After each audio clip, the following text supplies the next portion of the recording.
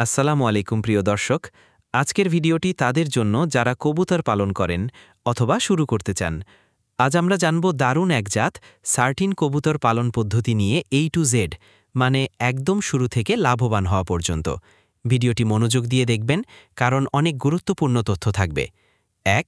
Sardine জাতের পরিচিতি। Sardine কবুতর এক ধরনের শো পিজন, যারা মূলত তাদের ঝকঝকে ও রেশমি পালকের জন্য পরিচিত।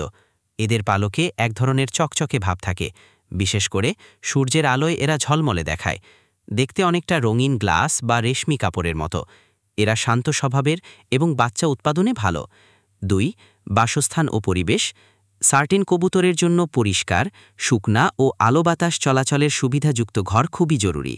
প্রতিটি জোড়ার জন্য 2.5 ফুট বাই 2.5 ফুটের খাঁচা হতে হবে। ঘরে যেন বৃষ্টি না পড়ে, ঠান্ডা বেশি না লাগে, গরমে যেন কষ্ট না হয়, এই বিষয়গুলো খেয়াল রাখতে হবে।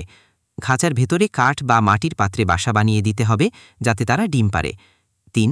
খাদ্য ব্যবস্থাপনা। খাদ্যই কবুতরের স্বাস্থ্যের মূল চাবিকাঠি। সার্টিন কবুতরকে দিতে হবে গম, মটর, ধান, ভুট্টা ইত্যাদি মিশ্রিত খাবার। সপ্তাহে একদিন ভিটামিন ও ক্যালসিয়াম মিশ্রিত পানি দিতে হবে। পাথর, কাচের গুঁড়ো, শেল, লবণ ইত্যাদি মিশিয়ে মাটি রাখতে হবে, যেন হজমে সহায়তা পায়। ৪. প্রজনন ও বাচ্চা উৎপাদন।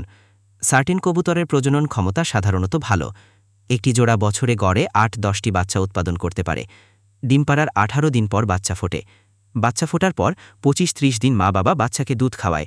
তারপর বাচ্চা নিজের খাবার খেতে শেখে। প্রজননের জন্য ৮ মাস বয়স হলে উপযুক্ত হয়।